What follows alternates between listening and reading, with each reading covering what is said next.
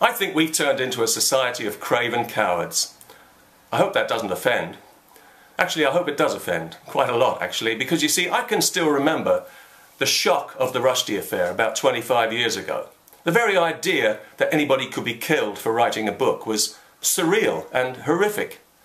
Now we take it for granted that if you say the wrong thing about the religion of peace, you'll get death threats and you might actually be killed, so you keep your mouth shut if you know what's good for you.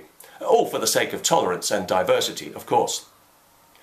TV and newspapers routinely censor themselves now in a way that would have been unthinkable a few decades ago, not because they want to be sensitive as they always claim, but because they're afraid of Muslim violence. Not only are they afraid of it, they're afraid even to admit they're afraid of it, in case it offends.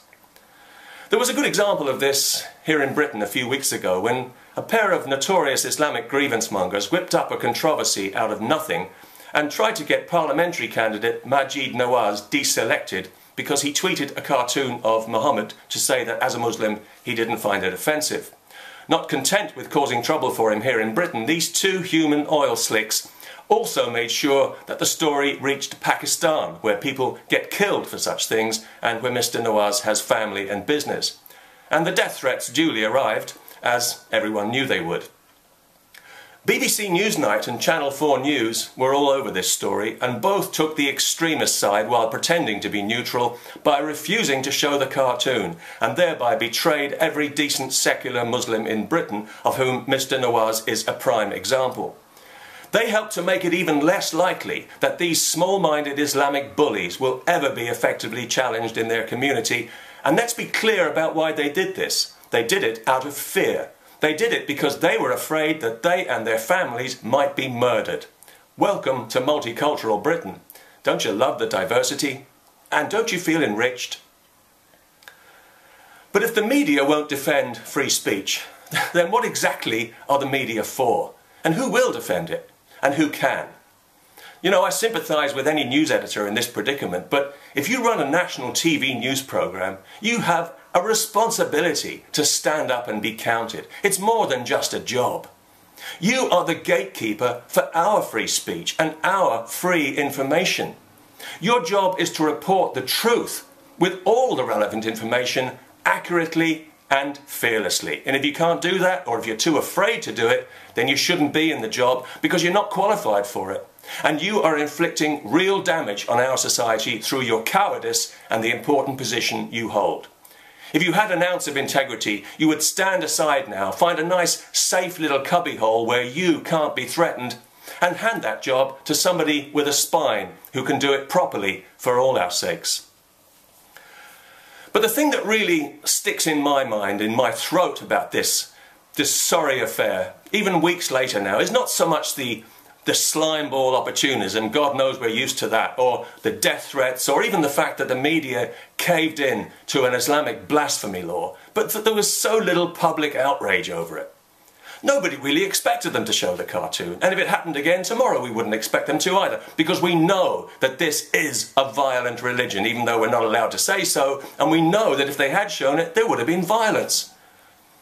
And this is the way things are today, here in Britain and everywhere else in the so-called free world.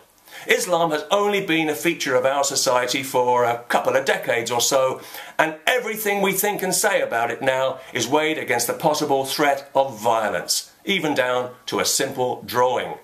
That is a definition of terrorism. That is cultural terrorism, and we are pandering to it shamelessly and shamefully. We patronise Muslims by holding them to a lower standard of behaviour. We treat them as if they're less civilised, and then we attack anyone who draws attention to this hypocrisy as a racist. We assume that Muslims can't be expected to control themselves if something annoys them, and if they become violent, it'll be our fault for provoking them. We assume there's going to be violence, and then we cleverly preempt it by caving into it before it happens. Not because we're liberal or progressive, as we like to pretend, but because we're liars and hypocrites and cowards.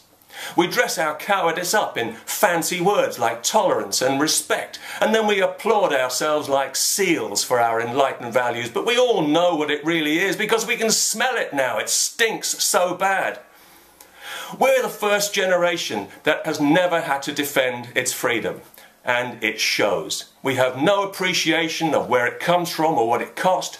We can see very well that a vitally important principle is being eroded before our eyes, and we are just too cowardly even to acknowledge our own complicity in that.